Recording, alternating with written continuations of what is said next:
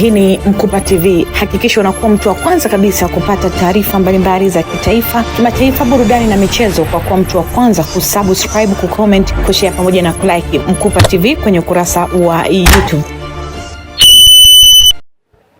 Ninaitwa Profesa Nelson Boniface, naibu makamu mkuu wa Chuo Kikuu cha Dar es Salaam anayeshughulikia masuala ya utafiti.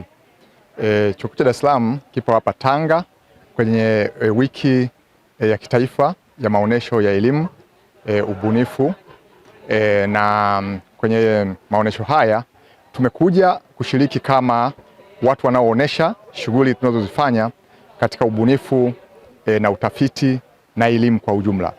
Na vile vile tumeshiriki kwenye jukwaa lingine ambalo lilikuwa ni la kutambua watafiti wanaochapisha machapisho yao kwenye majarida ya kimataifa yanayotambulika na kuwa na hadhi kubwa duniani. Chuo Kikuu Dar es Salaam kinajivunia sana ubora wa machapisho yake, na siku ya leo zaidi ya wachapishaji 14 karibia wamepata tuzo leo, na ukiziangalia tuzo hizo zinaakisi ubora wa machapisho ndani ya Chuo Kikuu cha Dar es Salaam, kwa maana asilimia 52 ya wachapishaji wa Chuo Kikuu cha Dar es Salaam wanachapisha kwenye majarida makubwa yanayoitwa Q1 ya Elsevier ama Web of Science au Scopus kwa namna hiyo.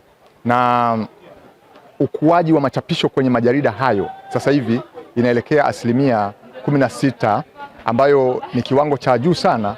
Vyuo vikuu duniani kama Stanford, kama Cambridge na kadhalika, vile vyuo ambavyo ni elite universities vinakuwa kwa asilimia 6 mpaka 8.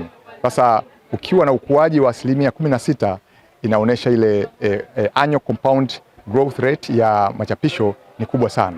Kwa na hiyo imeakisiwa leo baada ya kuona wachapishaji wetu wamepata tuzo, ambayo tunajivunia sana uchapishaji katika chuo chetu. Zile ni tuzo kwenye uchapishaji katika masuala ya afya, katika masuala ya sayansi asilia kwa maana ya mathematics, physics, lakini ni tuzo kwenye masuala ya engineering. Kwa hiyo mihimili mikubwa hiyo ndiyo ambayo tumeshiriki na kuweza kupata tuzo katika chuo chetu cha Dar es Salaam.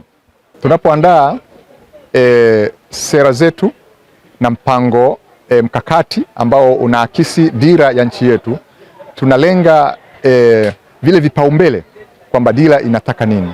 Kwa hiyo ni machapisho au tafiti ambazo zinalenga kutatua changamoto mbalimbali kwenye masuala ya engineering, kwenye masuala ya biolojia, kwenye masuala ya ICT. Kwa ujumla wake naweza nikasema kwa sababu ni machapisho mengi ambayo yametoka na yapo yanakava katika hizo field ambazo zina national interest na priorities.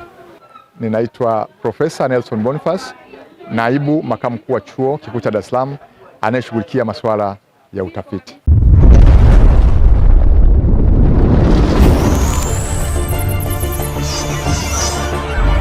Hii ni Mkupa TV. Hakikisha unakuwa mtu wa kwanza kabisa kupata taarifa mbalimbali za kitaifa, kimataifa, burudani na michezo kwa kuwa mtu wa kwanza kusubscribe, kucomment, kushare pamoja na kulike Mkupa TV kwenye ukurasa wa YouTube.